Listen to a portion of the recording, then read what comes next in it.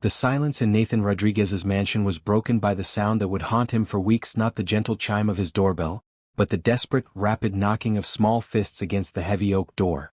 It was past 9 in the evening, and Nathan had been reviewing quarterly reports in his study when the knocking began.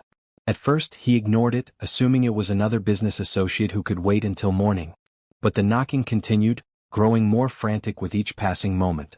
When he finally opened the door, Nathan found himself staring down at 2 identical little girls, no more than 7 years old, with tear-streaked faces and clothes that looked like they had been slept in for days.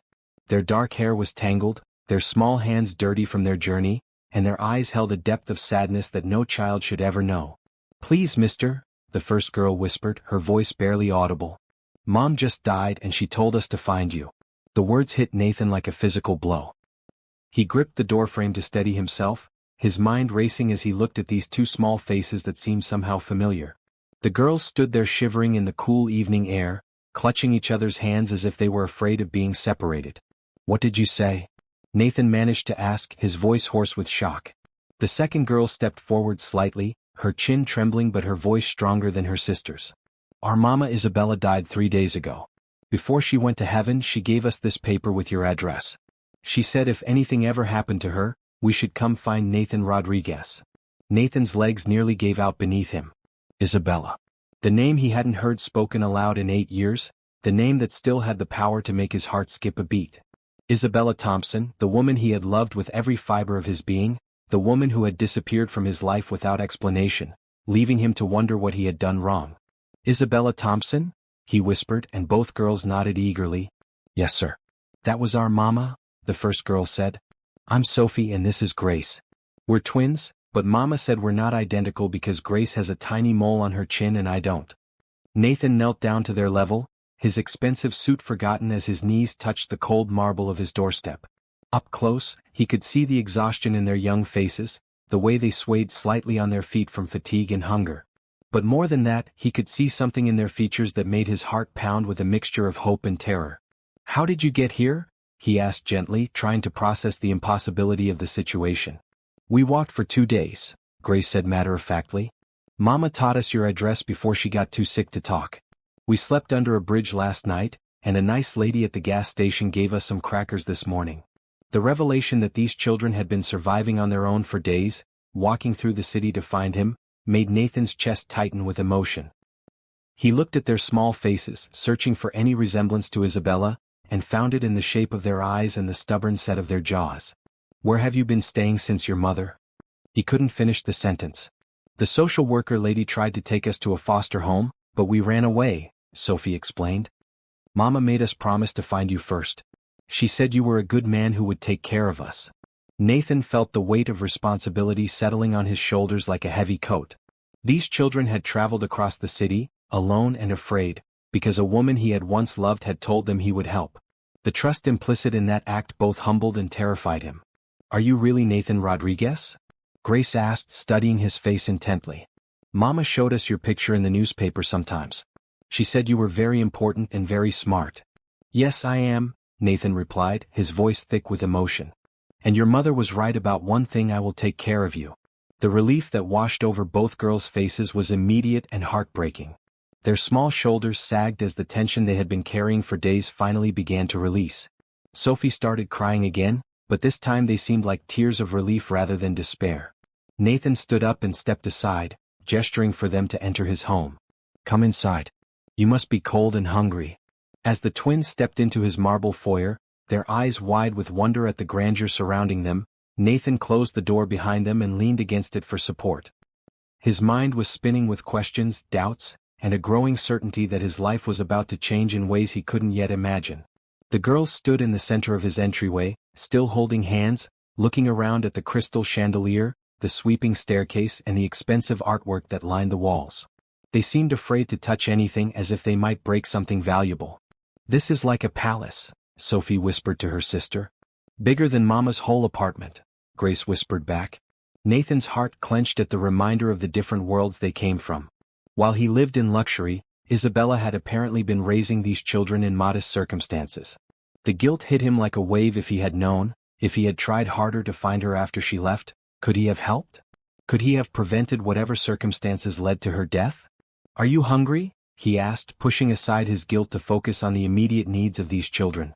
Both girls nodded eagerly, and Nathan led them toward his kitchen, their small feet echoing in the vast hallways of his home. As they walked, he noticed how they stayed close together, protective of one another in the way that twins often were, but also in the way that children who had learned to rely only on each other tended to be. In the kitchen, Nathan realized he had no idea how to feed two young children. His meals were usually prepared by his housekeeper or delivered from expensive restaurants. He opened his refrigerator and stared at its contents: imported cheeses, expensive wine, leftover takeout from a business dinner, nothing that seemed appropriate for 7-year-olds. "Do you like sandwiches?" he asked hopefully. "We like anything," Grace said politely. "Mama taught us not to be picky."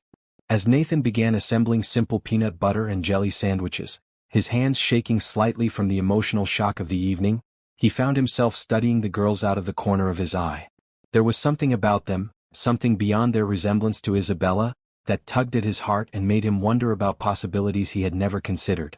The twins sat at his kitchen island, their legs swinging from the tall chairs, and for the first time since they had arrived, they looked like the children they were rather than the world-weary survivors they had been forced to become. "Mr. Rodriguez?" Sophie said quietly. "Yes. Are you going to send us away?" The question hung in the air between them, loaded with fear and hope in equal measure. Nathan set down the sandwich he was making and looked at both girls seriously. "No," he said, and as the word left his mouth, he realized he meant it completely. "I'm not going to send you away. We're going to figure this out together." The smile that spread across both girls' faces was the first genuine happiness Nathan had seen from them since they arrived. In that moment, looking at their relieved expressions, Nathan felt something shift inside his chest, a warmth and protective instinct he had never experienced before. As he finished making their sandwiches and poured glasses of milk, Nathan found himself wondering not just about Isabella and what had happened to her, but about these remarkable children who had shown such courage and determination to find him. Whatever the truth about their connection to him, whatever challenges lay ahead, he knew with absolute certainty that his life had just taken a turn he never could have anticipated. The knock on his door had been more than just an interruption to his evening, it had been the beginning of everything. The next morning arrived with the soft light of dawn filtering through the floor-to-ceiling windows of Nathan's guest bedroom, where the twins had finally fallen asleep after eating their sandwiches and taking warm baths. Nathan had spent most of the night sitting in his study, staring at the business reports he could no longer concentrate on, his mind consumed with memories of Isabella Thompson. 8 years ago, Nathan had been a different man. Yes, he had been wealthy and successful, but he had also been lonely and searching for something to give his life meaning beyond the next business deal or acquisition. That search had led him to volunteer at a community center in one of the city's less affluent neighborhoods, where he had met Isabella. She had been teaching an evening literacy class for adults, her patience endless as she worked with students who struggled with basic reading skills. Nathan had been struck first by her beauty, the warm brown eyes that lit up when she smiled, the graceful way she moved around the classroom, the gentle laugh that made everyone around her feel at ease. But it was her kindness and genuine care for others that had truly captured his heart. Their relationship had developed slowly, built on long conversations about books, dreams, and the kind of life they both wanted to create. Isabella had been different from any woman Nathan had ever known. She wasn't interested in his money or status. She cared about the person he was when all the trappings of wealth were stripped away. With her, Nathan had felt like he could be genuine in a way he rarely allowed himself to be. They had talked about marriage, about building a life together that combined his resources with her passion for helping others. Nathan had been ready to propose when Isabella suddenly pulled away from him. Their conversations became stilted, their time together less frequent. When he pressed her to tell him what was wrong, she had simply said that their worlds were too different, that she didn't belong in his life. Before Nathan could fight for their relationship or convince her otherwise, Isabella had moved away. The community center staff told him only that she had taken a teaching position in another state. His attempts to contact her had been unsuccessful, her phone number had been disconnected, and she seemed to have vanished completely from his world. Now, sitting in his study as the morning light grew stronger, Nathan wondered if there had been more to Isabella's sudden departure than he had understood at the time. The timing would have been right. If the twins were 7 now, they would have been conceived around the time Isabella had begun pulling away from him. The sound of small feet in the hallway interrupted his thoughts. He stepped out of his study to find both girls standing at the top of the staircase, looking uncertain about whether they were allowed to come downstairs. "Good morning," Nathan called up to them. Did you sleep well? Sophie nodded, but Grace spoke up. The bed was really soft. Softer than anything we ever slept on before. Nathan felt another pang of guilt at the reminder of the different circumstances they had come from. Come down to the kitchen. We'll find something for breakfast. As the twins made their way down the grand staircase, their hands trailing along the polished banister, Nathan found himself studying their faces in the clear morning light. The resemblance to Isabella was unmistakable, but there were other features that made his heart race with possibility. In the kitchen, Nathan had better luck with breakfast than he had with dinner the night before. He managed to find cereal, fruit, and orange juice foods that seemed to delight the twins, who ate with the enthusiasm of children who had been uncertain about their next meal for too long. Can you tell me more about your mother? Nathan asked gently as they ate. What was she like? Sophie and Grace exchanged a look before Sophie answered. Mama was the best teacher in the whole world. All her students loved her because she was so patient and nice. She read to us every night, Grace added. Even when she was really tired from working 2 jobs. She said reading would take us anywhere we wanted to go. Nathan's chest tightened at the image of Isabella working multiple jobs to support these children. The same Isabella who had once told him that she dreamed of having enough financial security to focus entirely on teaching. Did she ever talk about me? Nathan asked, trying to keep his voice casual. The twins looked at each other again, having one of those silent conversations that twins often shared. Finally, Grace spoke up. Sometimes Mama would look at your pictures in the newspaper and get really sad. She would say you were probably very busy with important things and wouldn't remember someone like her. The words hit Nathan like a physical blow. Isabella had been following his career, watching from a distance while believing that he had forgotten her. The reality was heartbreakingly opposite. Not a day had passed in 8 years without Nathan thinking of her and wondering what might have been. She was wrong about that, Nathan said quietly. I never forgot your mother. She was very important to me. Sophie tilted her head, studying Nathan's face with the perceptive gaze that children often had. Did you love our mama? The directness of the question caught Nathan off guard, but he found himself answering honestly. Yes, I did love her very much. Then why didn't you marry her? Grace asked with the logical innocence of a child. Nathan struggled to find words that would make sense to 7-year-olds. Sometimes grown-ups make things more complicated than they need to be. Your mother thought we were too different, and I wasn't smart enough to convince her that our differences didn't matter. The twins seemed to accept this explanation, returning their attention to their breakfast. But Nathan could see the wheels turning in their young minds, processing this new information about their mother's past. After breakfast, Nathan called his office to cancel his meetings for the day.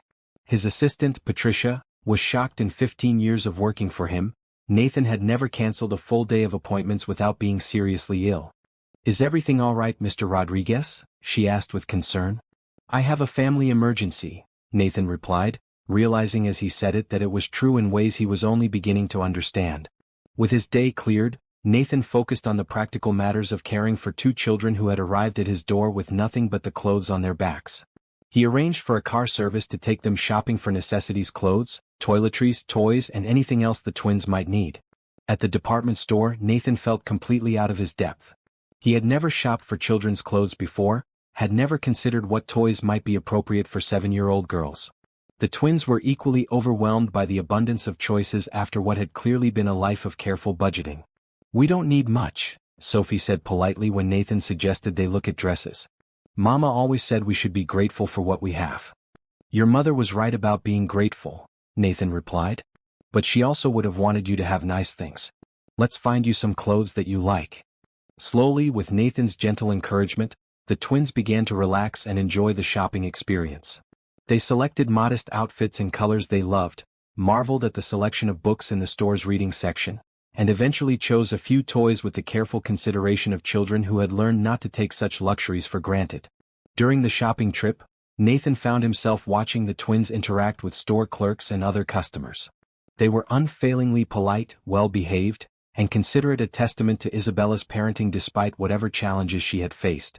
Your mother did a wonderful job raising you, Nathan told them as they loaded their purchases into the car. Mama said good manners don't cost anything but they're worth everything, Grace replied, unconsciously echoing something Isabella had often said during their time together. The familiar phrase brought another wave of memory and emotion crashing over Nathan. These children were living proof of the woman Isabella had become, carrying forward her values and wisdom in everything they did. That evening, as the twins explored their new belongings in the guest room that Nathan was beginning to think of as their room, he found himself making a decision that surprised him with its certainty. Whatever the truth about his connection to these children, whatever legal complications might arise, he was not going to let them disappear from his life the way their mother had. He had failed to fight for Isabella when she had tried to push him away. He would not make the same mistake with Sophie and Grace. As he tucked the twins into bed, reading them a story from one of their new books, Nathan felt something he hadn't experienced in years, a sense of purpose that went beyond business success or financial gain. These children needed him, and perhaps more surprisingly, he needed them too. The empty mansion that had felt like a monument to his loneliness was beginning to feel like a home. The third day brought new challenges that Nathan had never considered. While shopping for clothes and toys had been straightforward, the reality of actually caring for two 7-year-old children was proving to be far more complex than he had anticipated. The twins needed structure, routine, and most importantly, they needed to feel secure in their new environment. Nathan woke early, as was his habit, and found himself lying in bed thinking about school enrollment, medical records, and legal guardianship, practical matters that felt overwhelming in their scope. He had built a business empire from the ground up, but the idea of navigating the bureaucracy of child welfare systems made him nervous in ways that multi-million-dollar negotiations never had. Downstairs he found Sophie and Grace already awake, sitting quietly in the kitchen.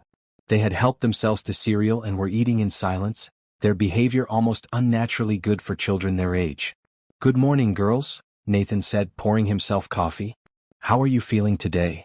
"Fine, thank you," they answered in unison, their polite responses making Nathan's heart ache.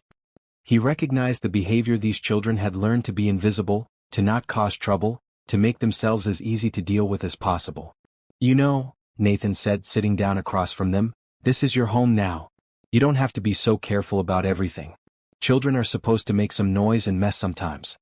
Sophie looked uncertain. "Mama always said we should be good guests when we were staying at someone else's house." "But you're not guests here," Nathan replied gently. "You're family now." The word family seemed to hang in the air between them. Nathan had said it without thinking, but as soon as the word left his mouth, he realized how much he meant it. These children, with their serious expressions and careful manners, had somehow become the most important people in his world in just 3 days. After breakfast, Nathan made the calls he had been dreading. First, he contacted his lawyer to discuss the legal implications of caring for the twins without official guardianship. Then he called the local school district to inquire about enrollment procedures.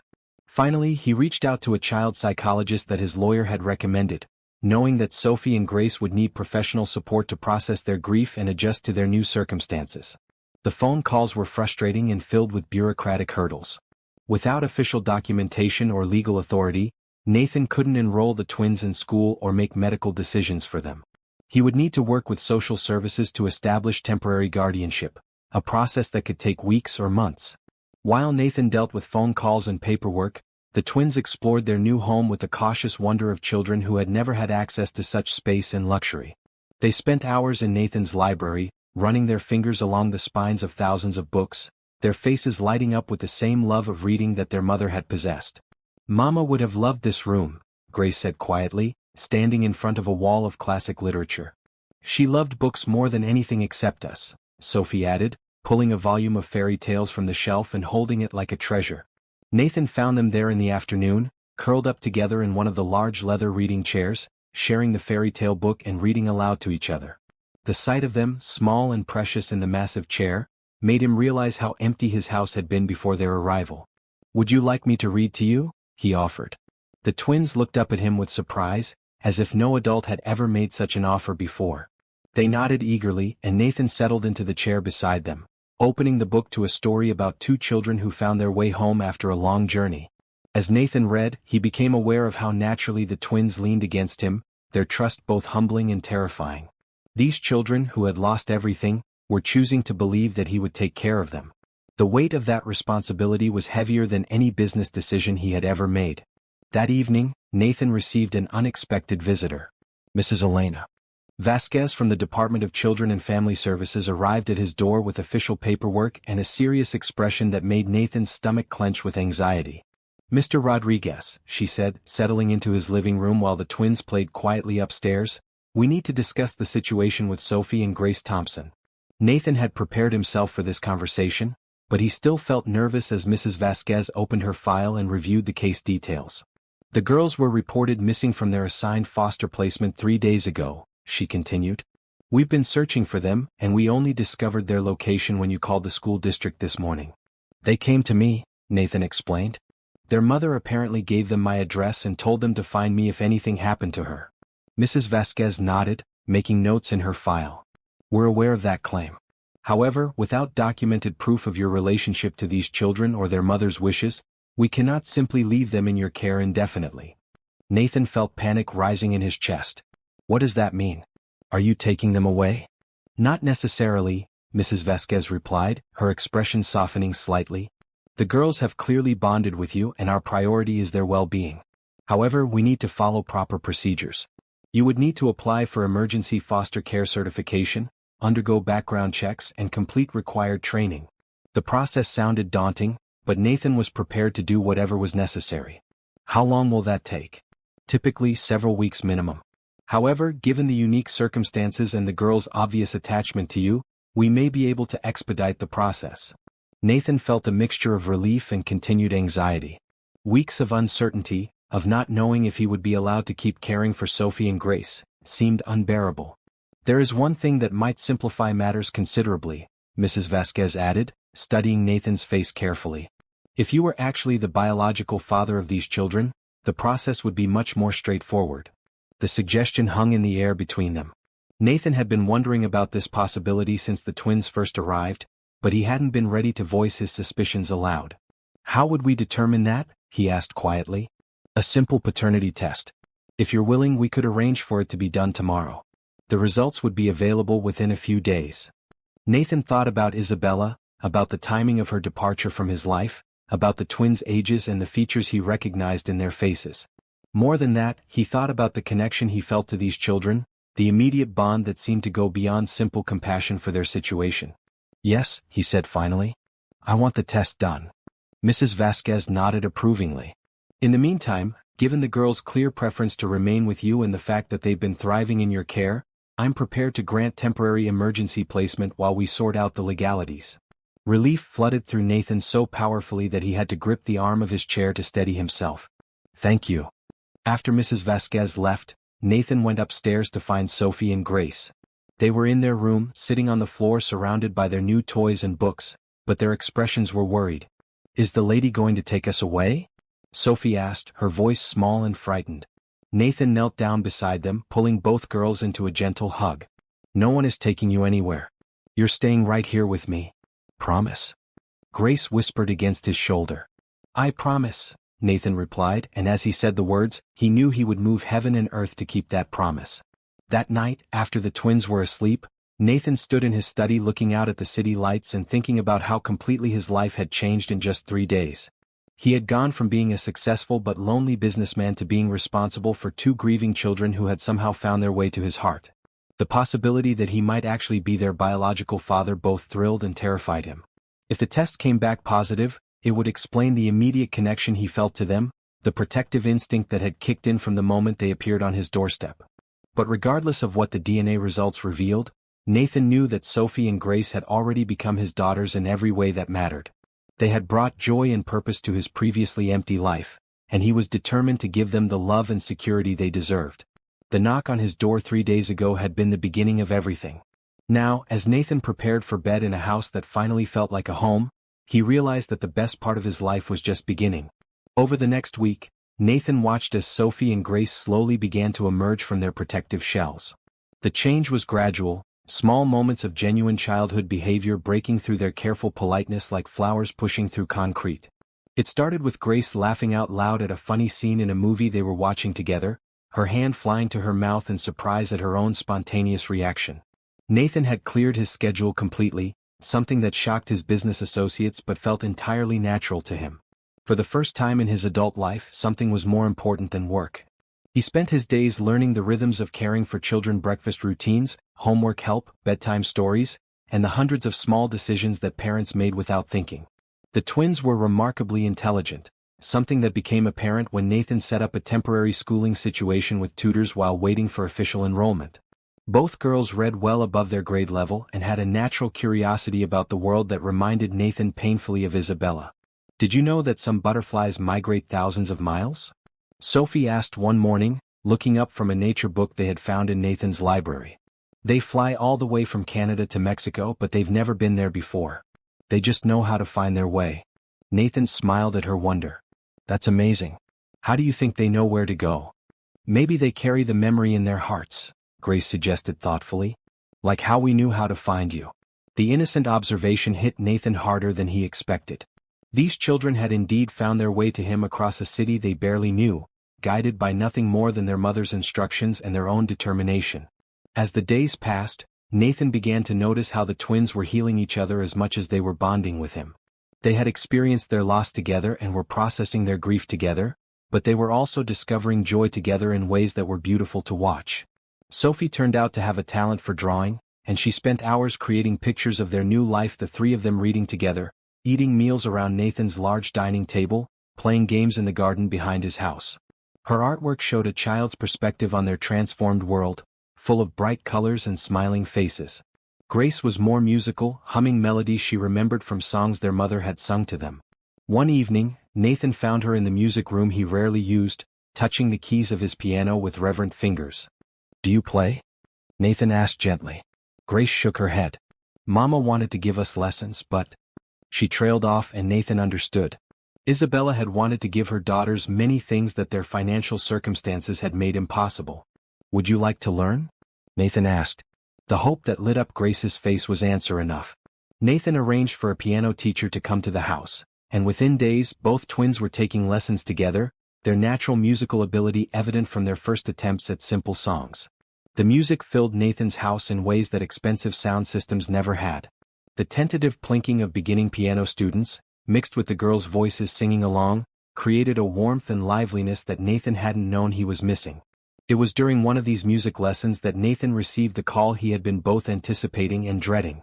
Mrs. Vasquez's voice was professional but warm when she delivered the news. "Mr. Rodriguez, the paternity test results are in. Would you like me to come over to discuss them, or would you prefer to hear them over the phone?" Nathan's heart hammered in his chest. "Just tell me now." There was a brief pause before Mrs. Vasquez spoke. "The test confirms that you are indeed the biological father of Sophie and Grace Thompson." The words hit Nathan like a physical force. He sank into the nearest chair, overwhelmed by a mixture of emotions he couldn't even name. Joy, guilt, wonder, grief for Isabella, love for the children upstairs, it all crashed over him in waves. "Mr. Rodriguez? Are you there?" "Yes," Nathan managed. "I'm here." "This changes the legal situation considerably. Since you're their biological father, we can expedite the custody process. I'll need to schedule a home visit and complete some additional paperwork, but there shouldn't be any obstacles to you gaining full custody." After hanging up the phone, Nathan sat in his study for a long time, staring at nothing and trying to process what this meant. Sophie and Grace weren't just children he was caring for out of compassion, they were his daughters. His and Isabella's daughters. The realization brought a fresh wave of grief for Isabella and guilt over the years they had lost. If only she had told him about her pregnancy, if only she had trusted him with the truth, they could have faced the challenges together. He could have supported her, helped her, been there for all the moments he had missed. But dwelling on what could have been wouldn't help Sophie and Grace now. They needed him to be present, to be the father they deserved, starting from this moment forward. That evening, Nathan made dinner for the twins, a simple meal of spaghetti and salad that they ate together at the kitchen counter rather than in his formal dining room. As they chatted about their piano lesson and the books they were reading, Nathan marveled at how natural this felt, how completely these children had become the center of his world. "Nathan," Sophie said, using his first name as he had encouraged them to do. "Can we ask you something?" "Of course." The twins exchanged one of their meaningful looks before Grace spoke up. "We've been thinking and we were wondering, are you our daddy?" The direct question caught Nathan off guard, even though he had been preparing for this conversation since receiving the test results. He set down his fork and looked at both girls seriously. "What made you think about that?" he asked. "Well," Sophie said thoughtfully, "we look a little like you. And Mama always got sad when she saw your picture, like she missed you. And you love us like we think a daddy would." Nathan felt his throat tighten with emotion. These perceptive children had figured out what adults had needed a scientific test to confirm. "Yes," he said quietly. "I am your father." The silence that followed was filled with weight and possibility. Then Grace asked the question that went to the heart of everything. Does that mean we can stay with you forever? Yes, Nathan replied without hesitation. It means exactly that. You're my daughters and this is your home and we're a family now. The joy that transformed both girls' faces was worth every moment of uncertainty Nathan had experienced since their arrival. Sophie launched herself from her chair into his arms, followed immediately by Grace, and the three of them held each other tightly as the reality of their new life settled around them. We have a daddy, Sophie whispered against his shoulder as if she couldn't quite believe it. And I have two beautiful daughters, Nathan replied, his voice thick with emotion. Later that night, after tucking the twins into bed and reading them extra stories to celebrate their new understanding of their family, Nathan found himself thinking about Isabella. He wished she could see how happy and safe their daughters were, how they were thriving in their new environment. Most of all, he wished he could tell her that he understood now why she had left. She had been protecting their unborn children from a world she thought would never accept them, making an impossible sacrifice because she believed it was best for everyone involved. Nathan vowed that he would spend the rest of his life making sure Sophie and Grace knew how deeply they were loved, not just by him, but by the mother who had given up everything to keep them safe. Their family might not look like what Isabella had originally planned, but it was built on the foundation of love she had established, and that would have to be enough. As he prepared for bed in a house that now truly felt like a home, Nathan smiled at the sounds of his daughters settling in for the night. Tomorrow would bring new challenges and new joys, but tonight, for the first time in 8 years, Nathan Rodriguez was exactly where he belonged.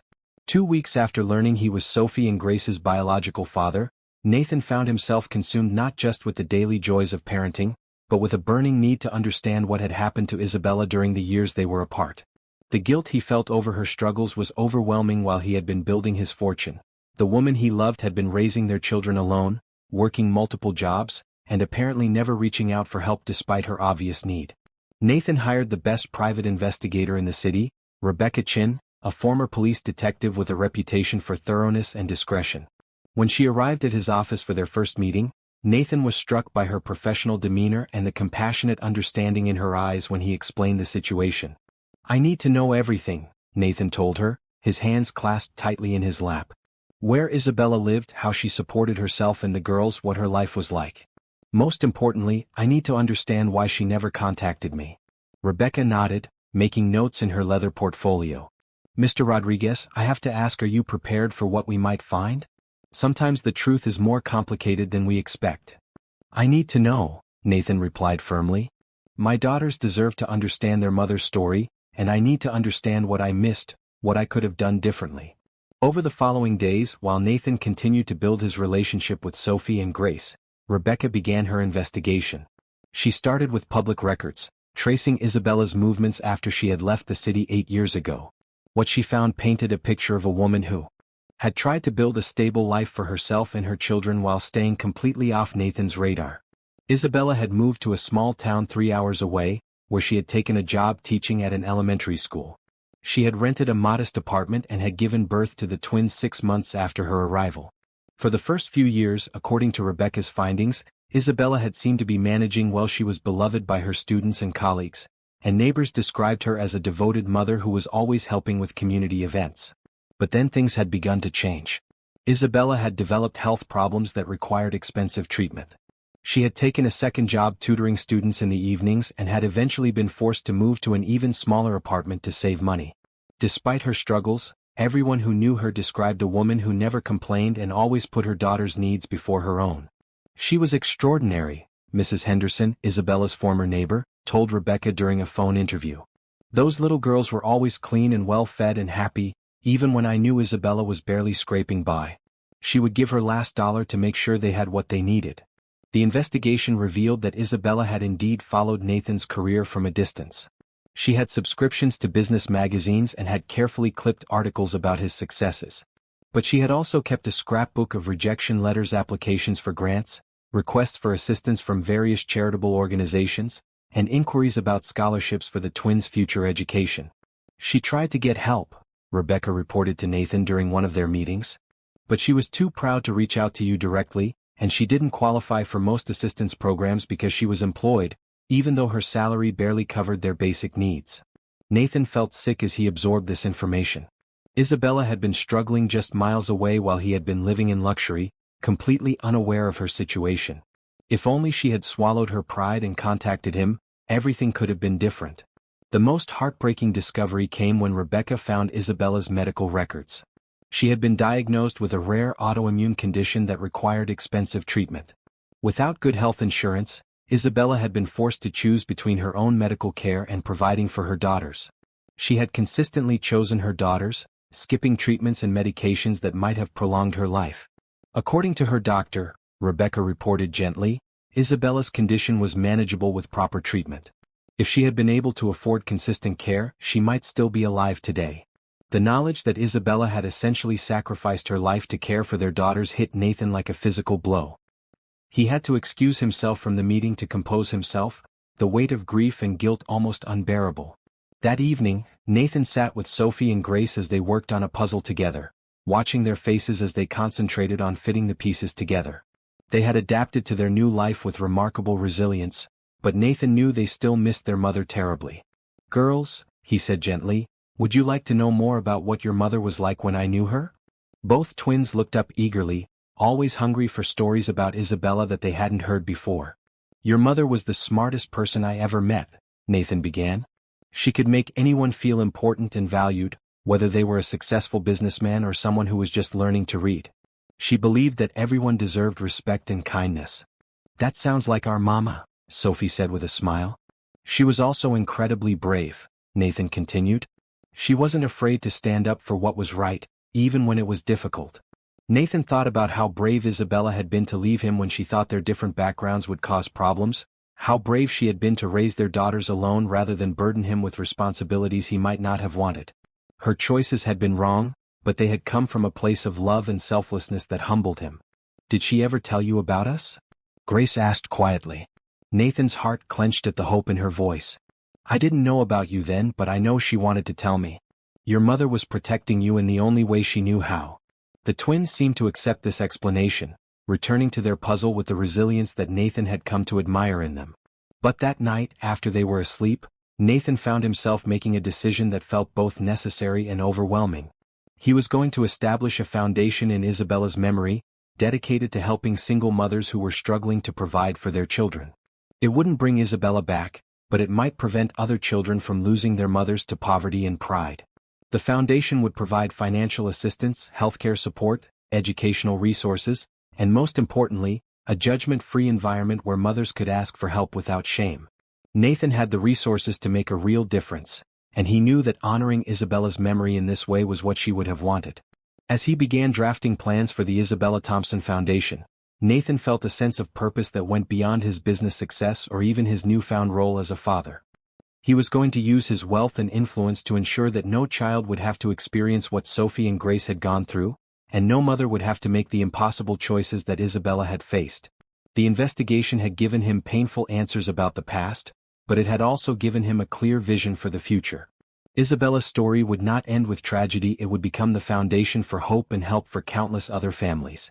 The DNA test results had confirmed what Nathan's heart had already known, but the official documentation brought with it a flood of emotions he wasn't prepared for. Sitting in his study with the legal papers spread before him, Nathan found himself overwhelmed by the reality of fatherhood and the weight of years lost. Mrs. Vasquez had been true to her word about expediting the custody process.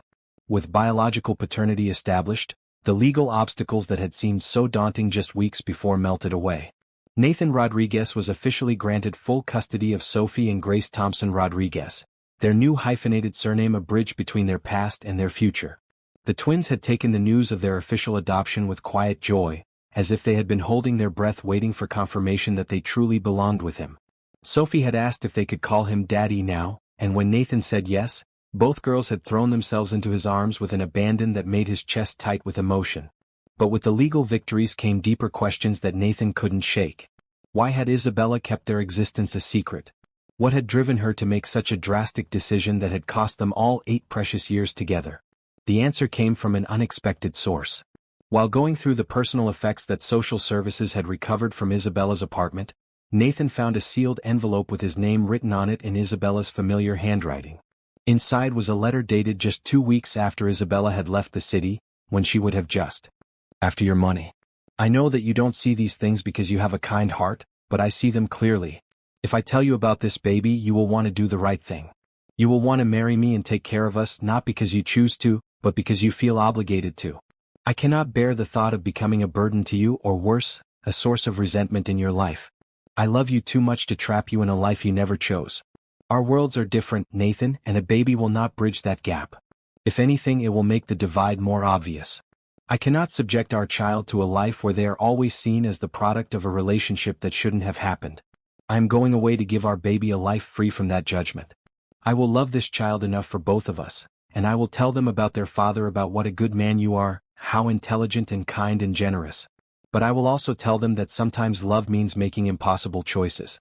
Please don't look for me. Please don't try to find us. Let me give you the freedom to live the life you were meant to have, and let me give our child the chance to grow up without the complications our different worlds would create. I will love you always, Isabella. P.S. I have left instructions that if anything ever happens to me, the children should find you. Despite everything I have said, I know that you are the only person I would trust with their lives. Nathan read the letter 3 times before its full impact hit him. Isabella hadn't left because she didn't love him, she had left because she loved him so much that she was willing to sacrifice her own happiness to protect him from what she saw as an impossible situation. The tragedy was that her fears had been completely unfounded. Nathan would have been overjoyed to learn about the pregnancy, would have married Isabella immediately and proudly introduced his wife and children to anyone who cared to judge them. Her perception of his world and the people in it had been colored by insecurities that Nathan had been too blind to address when they mattered most. That evening, Nathan gathered Sophie and Grace in their favorite reading spot in the library. The letter was tucked safely in his pocket, but he needed to share its essence with his daughters in a way they could understand. I want to tell you something important about your mother, he began, pulling both girls close to him on the large leather chair. I found a letter she wrote to me before you were born. Both twins looked up at him with wide, attentive eyes. Your mother loved me very much, just like she loved you. But sometimes when people love each other, they get scared about doing the right thing. Your mother was scared that our different backgrounds would make life difficult for you, so she made a very hard choice to raise you by herself. Was she wrong? Sophie asked with the directness that Nathan had come to expect from her. Nathan considered his answer carefully. She was wrong about some things. She was wrong to think that I wouldn't want to know about you, or that I wouldn't love you with my whole heart. But she was right about the most important thing. She wanted to protect you and make sure you were loved and cared for. Do you think she's happy now that we're with you? Grace asked quietly. Nathan felt his throat tighten with emotion. I think your mother would be very happy to see how well you're doing, how smart and kind and brave you are. I think she would be proud of the young ladies you're becoming. As Nathan tucked his daughters into bed that night, reading them extra stories and singing the lullabies that Isabella had taught them, he found himself speaking to her in his mind. I understand now, Isabella. I understand why you made the choices you did, even though I wish you had trusted me enough to make them together. I promise you that I will love our daughters the way you wanted them to be loved, completely, proudly, and without reservation. I will make sure they know how much you love them, and I will try to be the father you believed I could be. The revelations of the past few weeks had been painful, but they had also freed Nathan from the anger and confusion he had carried for 8 years. Isabella's choices had been born of love, not rejection, and understanding that transformed his grief into something more manageable. More importantly, it gave him a clear vision of how to move forward. He would not repeat Isabella's mistake of making decisions based on fear or assumptions about what others might think. He would live openly and proudly as the father of Sophie and Grace Thompson Rodriguez, and he would make sure they never doubted their place in his world or their worth in any world. The DNA test had made them officially his daughters, but Isabella's letter had made them officially his family in every way that mattered. The past was finally at peace, and the future stretched ahead of them, full of possibility and love. 3 months after the twins had knocked on his door, Nathan's life had transformed in ways he never could have imagined. The mansion that had once echoed with emptiness now hummed with the sounds of childhood piano practice, homework discussions, bedtime stories, and the constant chatter of 2 intelligent girls discovering their world through the lens of security and love. Nathan had thrown himself into fatherhood with the same intensity he had once reserved for business deals, but with infinitely more joy. He learned to braid hair for school with the help of YouTube tutorials that made Sophie and Grace giggle at his initial attempts, mastered the art of packing nutritious lunches that his daughters would actually eat, and discovered that helping with homework could be both frustrating and deeply satisfying. The twins were thriving in their new school, a private academy that Nathan had chosen not for its prestige, but for its emphasis on kindness and individual attention. Their teachers were amazed by their academic abilities and impressed by their maturity and consideration for others, qualities that Nathan knew came directly from Isabella's influence. Sophie wrote the most beautiful essay about family, Mrs. Patterson, their teacher, told Nathan during a parent conference. She described how families can be created by love rather than just born by blood. It was remarkably insightful for a child her age. Nathan felt a surge of pride mixed with the ever-present ache of wishing Isabella could see how beautifully their daughters were growing up. He had framed some of Sophie's artwork and Grace's piano recital programs, creating a gallery in his study that celebrated their achievements and reminded him daily of what truly mattered. The transformation in Nathan himself was equally dramatic. His business associates noticed that he was more relaxed during meetings, more decisive about priorities, and completely unwilling to work evenings or weekends. The man who had once lived for deal-making and profit margins now scheduled his entire life around school pickups, piano lessons and family dinners. "Daddy," Grace said one evening as they worked on a jigsaw puzzle together, "were you lonely before we came to live with you?" The question caught Nathan off guard with its perceptiveness. "Yes, sweetheart, I was. I just didn't realize how lonely until you and Sophie filled my life with joy." "We were lonely too," Sophie added thoughtfully. "Even though we had each other and Mama, we always felt like something was missing." "And now?" Nathan asked, pulling both girls closer to him on the living room floor where they were sprawled around the puzzle. "Now we're complete," Grace said simply, and Nathan felt his heart swell with love for these remarkable children who had taught him what family truly meant. The house itself had undergone a transformation as well. Nathan had converted one of his guest bedrooms into an art studio for Sophie, complete with easels, paints, and the kind of natural light that made her eyes shine with possibility. Grace's musical talents had earned her a dedicated practice room with not just the piano, but a violin and guitar that she was learning to play with the same determination she brought to everything else. Most importantly, Nathan had begun the process of establishing the Isabella Thompson Foundation. The legal paperwork was complex, but Nathan was determined to create something meaningful that would honor Isabella's memory while helping other single mothers avoid the struggles she had faced.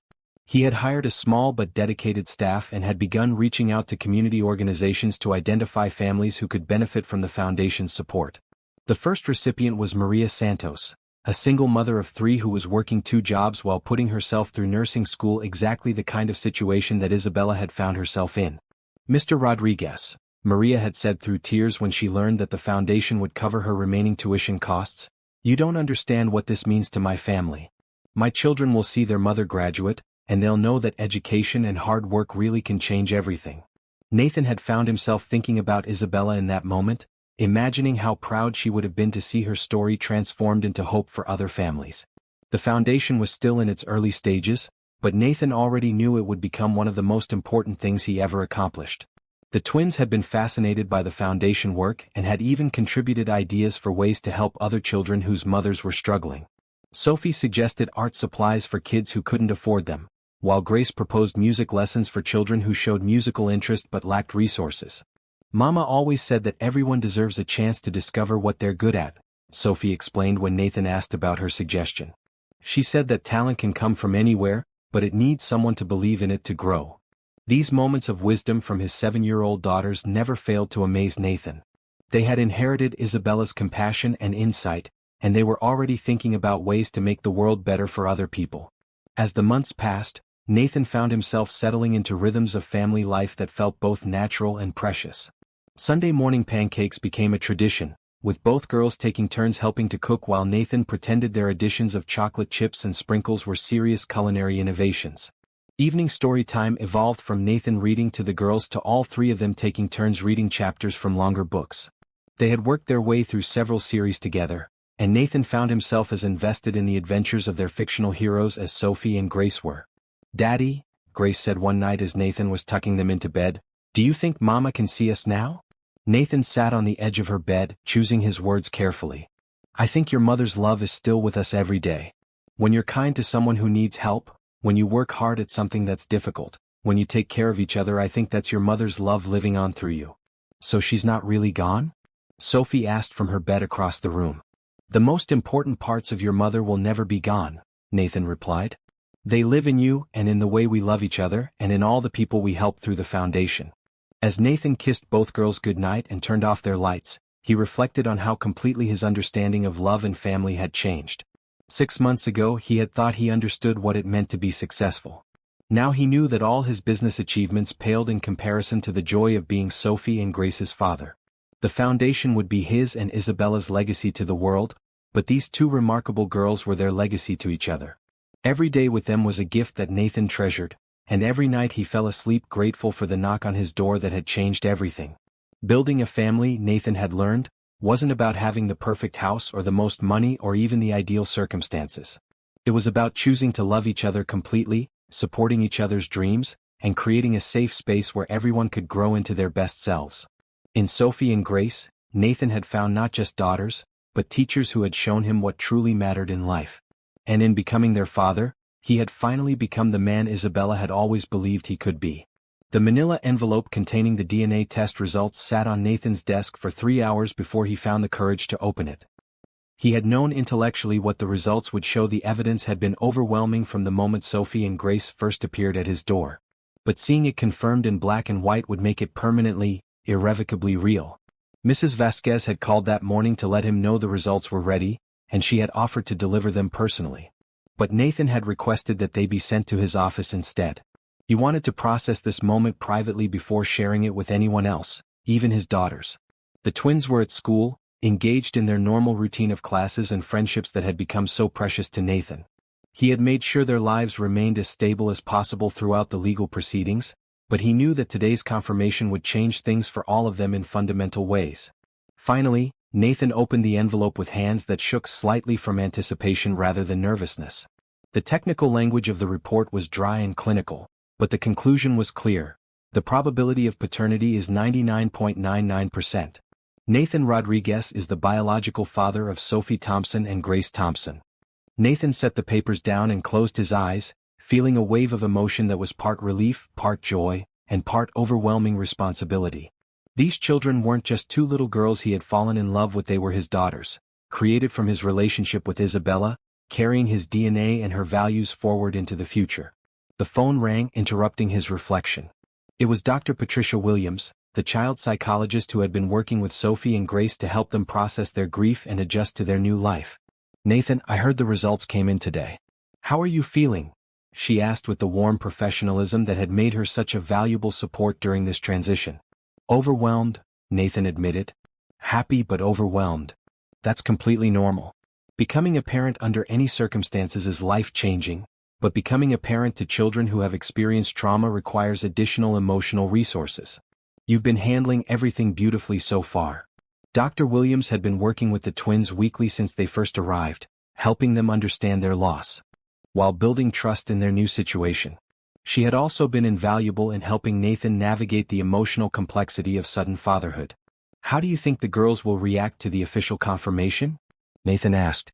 "Sophie and Grace are remarkable children," Dr. Williams replied. "They've already accepted you as their father in every way that matters to them.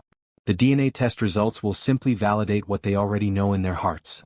That afternoon, Nathan picked up the twins from school as he did every day, but he felt the weight of the envelope in his jacket pocket throughout their usual routine of snacks and homework help.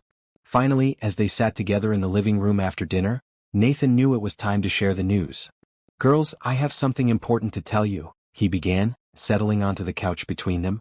Both twins looked up from their books with the immediate attention that children gave to serious parental conversations. "Remember when we talked about the test the doctor did to see if I'm really your biological father?" Nathan continued. "The one where they took that swab from our mouths?" Sophie asked, and Nathan nodded. "The results came back today and they confirmed what we all hoped they would. I am officially, scientifically, your father."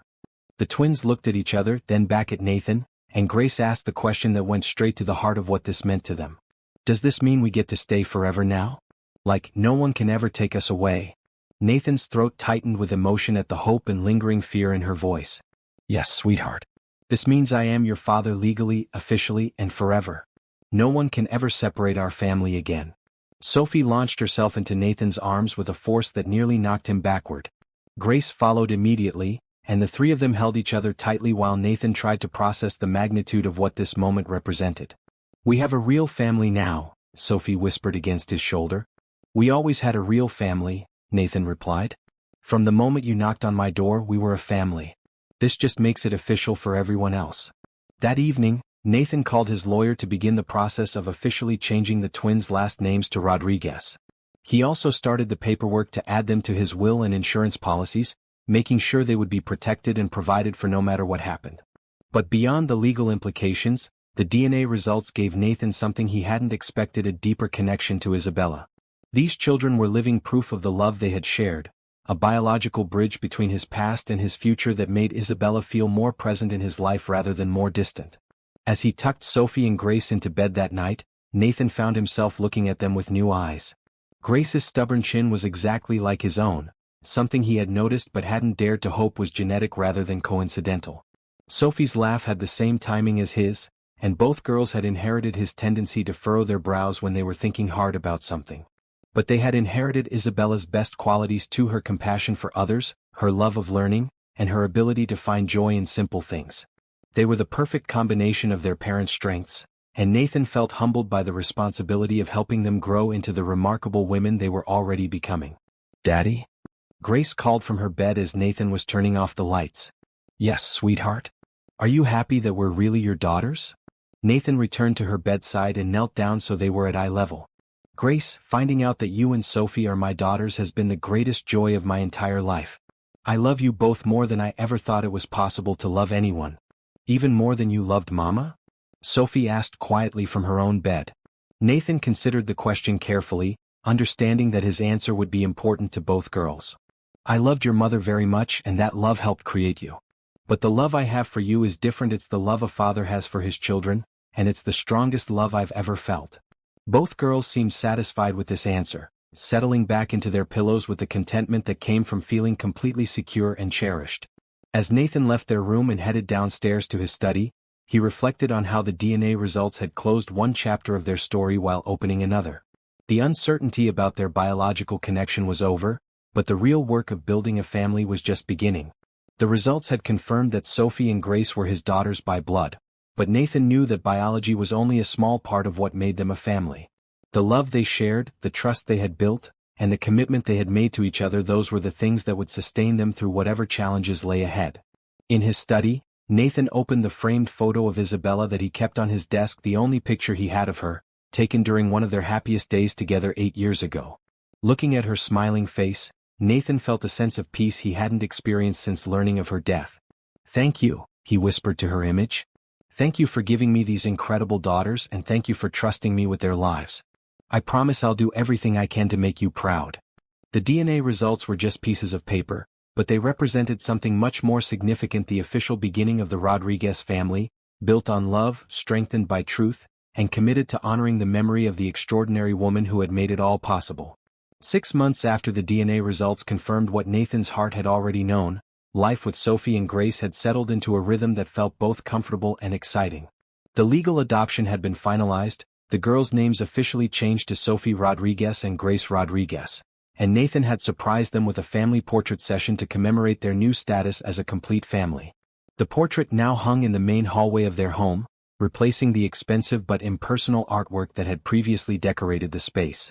In the photo, Nathan sat between his daughters, all 3 of them laughing at something the photographer had said, their joy genuine and unguarded. It was the first thing visitors saw when they entered the house, and Nathan never tired of looking at it.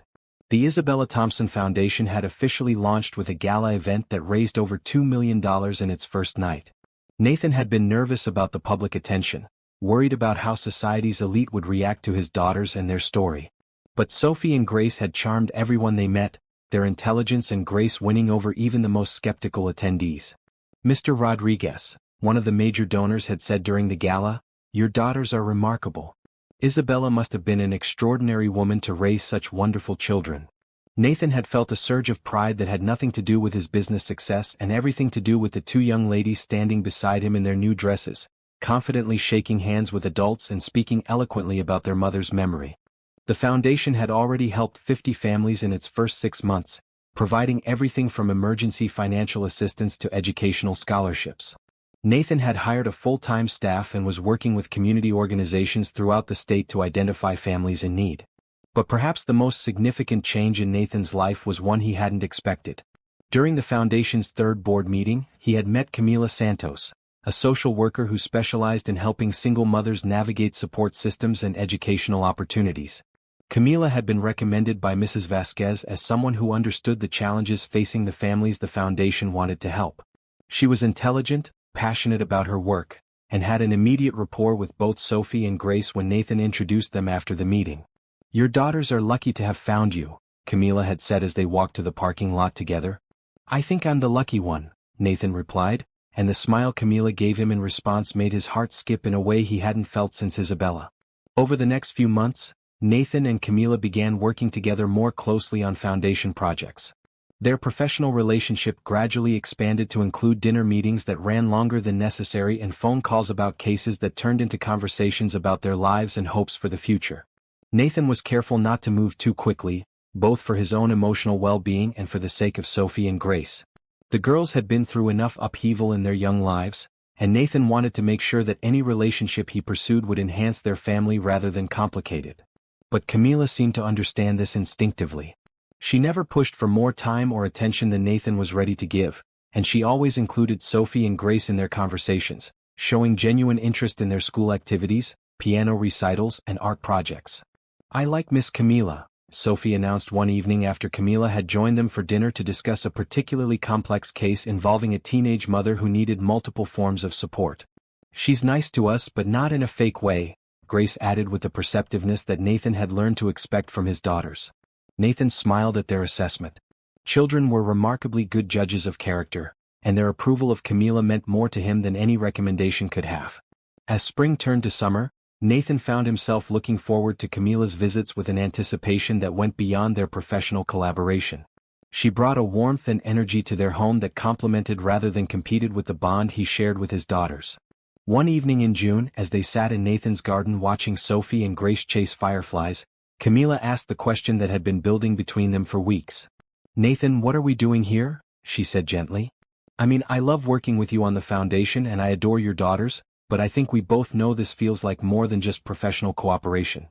Nathan had been thinking about the same question, weighing his growing feelings for Camila against his responsibilities as a father and his lingering grief over Isabella. "I care about you, Camila," he said honestly. "More than I expected to care about anyone again.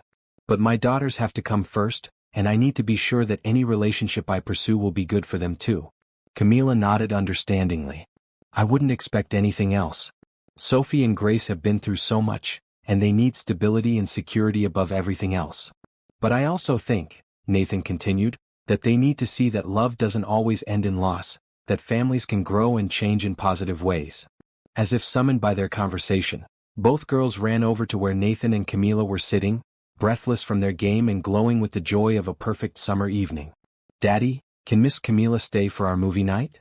Sophie asked, collapsing onto the grass beside them. "If she wants to," Nathan replied, looking at Camila with a question in his eyes. "I would love to," Camila said, and the smile that spread across both girls' faces told Nathan everything he needed to know about how they felt about the possibility of Camila becoming a more permanent part of their lives. Later that evening, after the movie was over and the girls were in bed, Nathan walked Camila to her car. The summer air was warm and filled with the scent of the roses Isabella would have loved, and Nathan felt a sense of peace that had been missing from his life for too long. "Thank you for being so patient with me," he said, taking Camila's hand in his. "Thank you for being worth waiting for," she replied, and when she kissed him goodnight, Nathan felt like he was finally ready to open his heart to love again without dishonoring the love he had shared with Isabella. The foundation work had given Nathan a sense of purpose beyond business success, but Camila was offering him something even more precious: the possibility of companionship, partnership, and love that could grow alongside his commitment to his daughters. As Nathan watched Camila drive away and then went upstairs to check on Sophie and Grace one more time before bed, he felt grateful for the unexpected turns his life had taken. The knock on his door 8 months ago had brought him daughters he never knew he had. The work of honoring Isabella's memory had brought him meaningful purpose. And the simple act of opening his heart to new possibilities had brought him Camila. Isabella had given him the greatest gifts of his life in Sophie and Grace, but she had also given him something else: the knowledge that love was worth the risk of loss, and that family was something you created through choice and commitment as much as through biology. Nathan's new beginning was built on the foundation of Isabella's sacrifice, but it was reaching toward a future filled with hope, love, and the kind of happiness that came from knowing exactly what mattered most in life.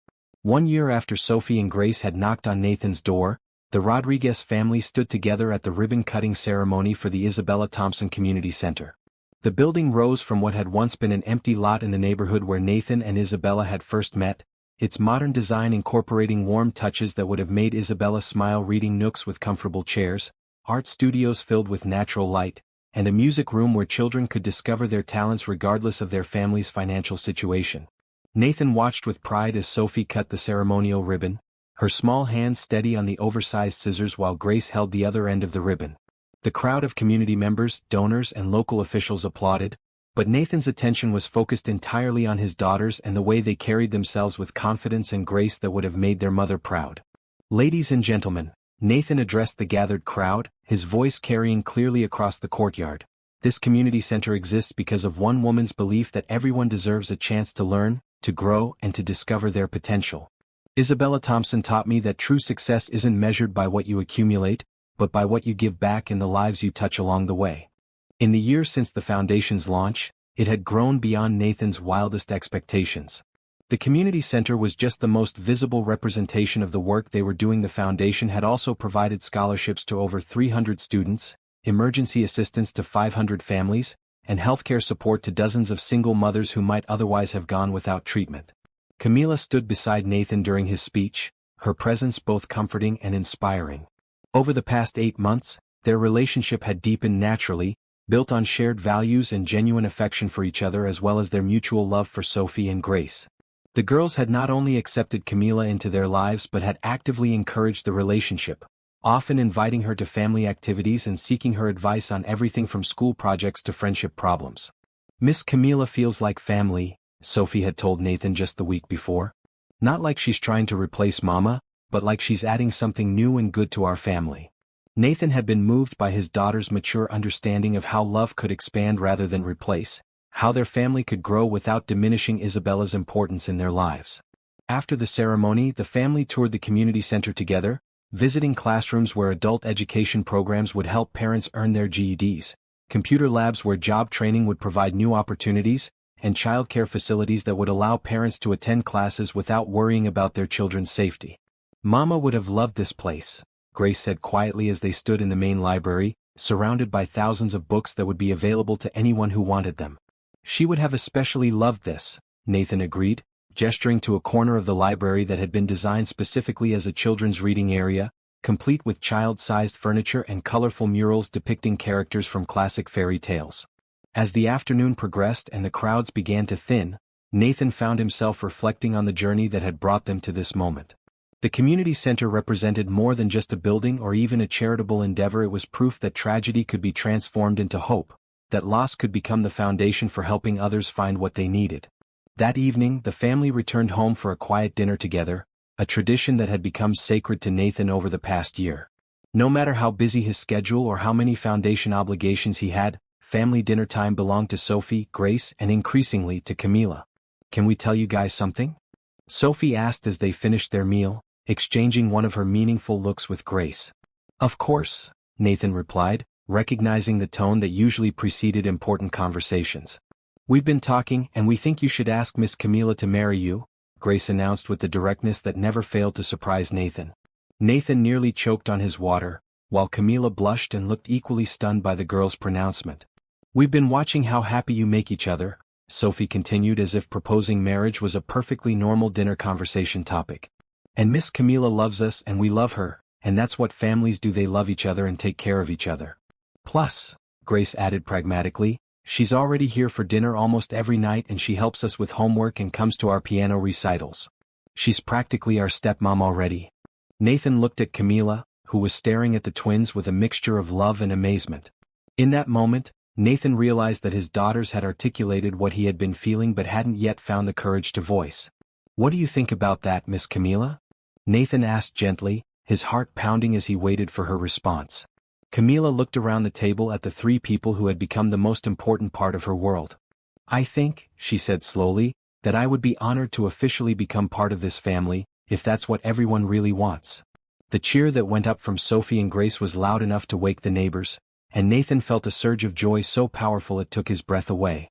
This wasn't how he had planned to propose, and it certainly wasn't the romantic, private moment he had been imagining, but it was perfect in its spontaneity and honesty.